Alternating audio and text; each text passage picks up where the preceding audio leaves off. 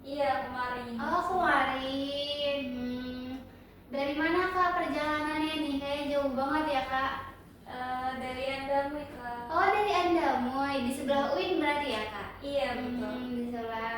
Gimana Kak? Tadi perjalanannya ada kendala atau gimana? Sedikit macet sih.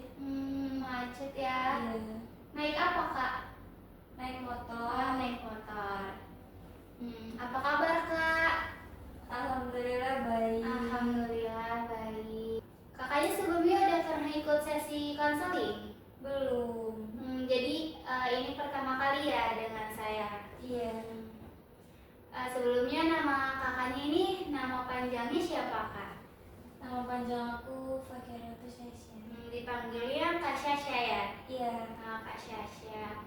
Nah, sebelumnya perkenalkan dulu ya Kak. Saya di sini Adwa Kaila sebagai salah satu konselor yang ada di lembaga ini Kak.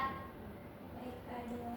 Sebelum kita mulai sesi konseling, kakaknya udah tahu belum apa sih konseling ini? Belum. Oh, belum. Jadi konseling individual ini salah satu layanan konseling yang dilakukan secara face to face Kak, yang dilakukan oleh konselor dan konseling. Nah, di mana sekarang konselornya ini saya sendiri dan konselornya itu kakak. Tujuannya itu untuk membantu konseli dalam memahami diri mereka atau mengentaskan masalah yang ada dalam diri konseli serta memandirikan konseli Kak. Nah, maksud dari memandirikan konseli itu seperti misalnya kakak mempunyai masalah yang sama nih Kak. Nah, kakak ini bisa menyelesaikan masalah kakak secara mandiri gitu Kak. Nah, sebelum itu kami juga punya asas Kak dalam konseling ini. Nah, asas kami ini pertama ada asas keterbukaan Kak. Jadi di sini saya harap kakak bisa secara terbuka menceritakan masalah-masalah yang sedang kakak alami, atau mau mengeluh kesahkan apapun itu gitu Kak. Nah, terus ada asas kerahasiaan Kak. Nah, jadi asas kerahasiaan ini nanti masalah kakak yang udah kakak ceritakan ke saya tidak akan saya sebarluaskan kecuali atas izin kakak atau masalah-masalah yang membahayakan kakak. Tetapi tetap atas izin kakak gitu. Oke. Terus yang terakhir ini ada asas kesukarelaan Kak. Jadi kakak kesini sukarela atau ada tekanan dari pihak lain Kak? Aku sukarela. Alhamdulillah sukarela ya Kak. Nah, kakaknya udah paham dari konseling itu atau asas-asas yang tadi saya udah jelaskan? Oke, paham. Paham Kak. Nah, sebelumnya saya mau memberitahu kalau di sini saya sebagai fasilitator saja Kak. Jadi nanti semua keputusan atau perubahan tetap ada di tangan kakak gitu. Gimana nih Kak duduk di sini rasanya Kak? Agak gugup sih, soalnya kan jarang cerita ke orang yang resmi gitu. Agak gugup ya Kak, itu pasti perasaan yang wajar sih Kak. Soalnya kalau datang ke sini nih orang-orang pasti sama Kak gugup gitu rasanya. Iya. Tapi santai aja Kak. Nanti kita buat sesi konseling kali ini pelan-pelan biar Kak Syashanya nyaman dan canggung gitu Kak. Hal apa sih Kak nih yang membuat Kakak memutuskan untuk pergi ke konseling hari ini gitu Kak? Oke, sebenarnya aku tuh akhir-akhir ini lagi kepikiran kayak aku merasa aku nggak berkembang gitu, kayak kok orang-orang sekeliling aku tuh udah pada jauh gitu, ada yang kuliah sambil kerja, kuliah sambil ngajar, magang di perusahaan keren, punya bisnis kecil, terus ikut lomba di mana-mana, banyak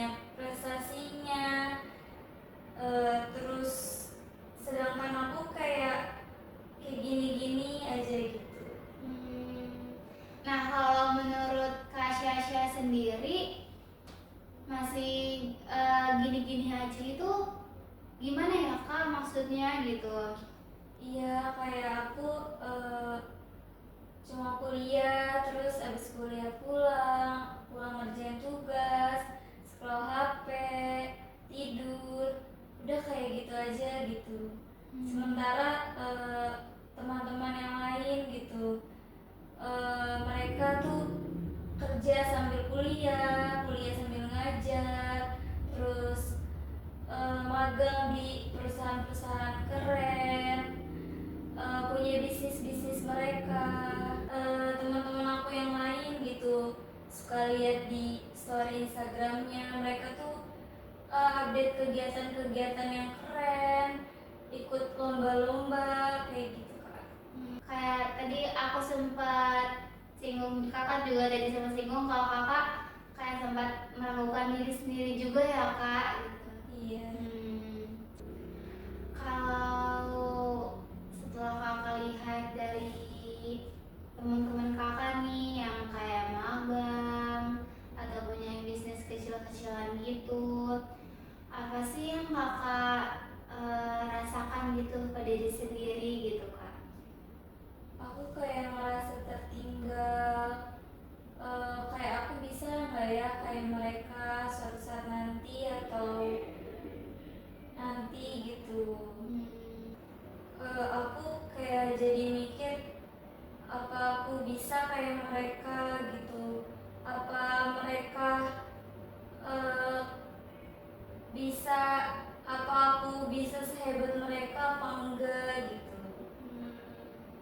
Jadi saat kakak melihat teman-teman kakak yang aktif atau ikut-ikut magang, ikut-ikut lomba itu uh, jadi kakak merasa lebih terlambat dari mereka ya kak? Iya, padahal aku tahu kayak proses orang kan beda-beda gitu. Iya. Hal itu tuh ini enggak sih kak ngebuat kamu merasa kayak jadi ngaruh ke belajar atau ngaruh ke rasa percaya diri kamu gitu kak? Iya sih, kayak aku setiap malam gitu overthinking, apa aku bisa kayak mereka, apa nanti masa depan aku kayak gimana ya. Berarti ya kak merasakan hal seperti itu, apalagi kalau kita overthinking nih ke malam-malam ya kayak ganggu kualitas tidur juga. Kalau menurut kakak pribadi nih, apa sih arti maju itu menurut kakak gitu? Menurut aku kayak hidup produktif, punya pencapaian, punya nilai, punya kerjaan yang keren. Nah, ketika kakak belum sampai di tahap itu kak, gimana perasaan kakak? Apakah kayak kakak ngerasa makin terlambat, maksudnya ngerasa makin merasa terlambat dari yang lain, atau merasa gagal, atau merasa ya udah gitu, gimana kak? Iya, aku kadang sempat mikir kan, kayak apa aku bisa kayak mereka, padahal aku tahu kayak proses orang kan beda-beda.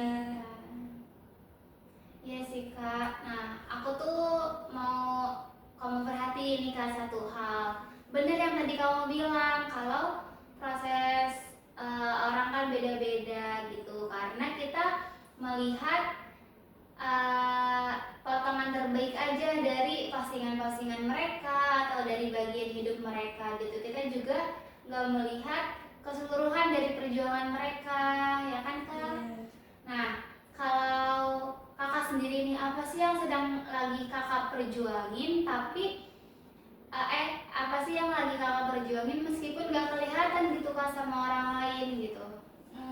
Aku lagi pertahanin beasiswa, ngejar nilai, biar nggak ngulang mata kuliah, ya terus jaga kesehatan. Nah, jadi yang dari tadi kakak sebutkan itu menjadi bukti kak kalau kita setiap orang itu punya langkah masing-masing, menjadi versi terbaik masing-masing. Kalau menurut kakak ini, langkah apa sih yang harus kita lakukan gitu kak untuk menjadi versi terbaik kita dari sebelumnya gitu, agar kita bisa sama gitu seperti apa yang kakak lihat dari teman-teman gitu, langkah terbaik apa gitu kak? Mungkin kalau aku mulai nyari info tentang lomba-lomba, satu lomba yang sesuai dengan aku gitu. Terus aktif di kegiatan-kegiatan kampus. Mungkin kakaknya punya info-info gitu di berbagai lomba atau magang-magang gitu. Ada nggak kak? Ada, tapi aku nggak terlalu ngikutin banget sih kak. Tapi mungkin kakaknya bisa nih lihat-lihat di Instagram, kan banyak tuh ya kak, kayak Instagram kayak info lomba, info magang. Nanti biar lebih enaknya kakak bisa mengeksplor sendiri kak gitu. Baik kak. Nah, dari kemungkinan yang ada nih kak, dari yang tadi kayak cari info lomba atau cari-cari info magang gitu, untuk menjadi lebih baik dalam 1 minggu ini kak, 1 minggu aja dulu, apa sih langkah awal yang bakal kakak lakukan gitu? Iya, aku bakal mulai berani sih. Ya nyari info lomba, terus mungkin nyari lowongan gitu. Mungkin dengan produktif ya, kayak aku selesaiin tugas-tugas aku, terus selesaiin pekerjaan-pekerjaan yang lainnya. Dari bangun pagi ya, kerjain sesuatu hal yang buat aku senang terus lebih baik, nyari satu lomba yang sesuai di aku gitu. Wah, itu udah menjadi langkah sih ya kak, karena kan langkah kecil bisa jadi konsisten kata orang, langkah kecil bisa menjadi besar kalau konsisten, kalau kata orang mah ya kak. Iya.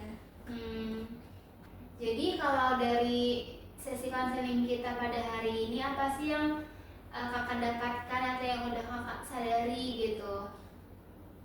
Aku sadar sih kalau aku tuh mungkin belum gagal, cuma masih berproses gitu. Wah, itu salah satu kesadaran yang harus kita punya ya kak, karena kita juga masih melangkah gitu ya, masih ada di jalan proses gitu. Iya. Makasih ya kamu udah berusaha untuk menyampaikan apa yang ada di dalam diri kamu. Itu tuh udah menjadi sebuah pencapaian yang baik kak, karena menyampaikan sesuatu yang ada di diri itu sebenarnya nggak mudah gitu. Makasih ya kak udah mempercayai aku sebagai teman cerita pada sesi konseling hari ini gitu. Gimana perasaan kakak setelah menceritakan yang ada di dalam hati kakak gitu? Aku lega sih. Iya, makasih banyak kak. Iya. Nanti kalau mau ada sesi konseling selanjutnya, nanti bisa kita jadwalkan kembali kak, atau kakak bisa me-WhatsApp saya gitu. Oke kak, makasih ya kak. Nanti di jalannya hati-hati gitu kak, jangan lupa istirahat, jaga kesehatan juga kak gitu, karena musimnya emang lagi panas, nanti hujan gitu kak. Iya. Terima kasih kak. Iya.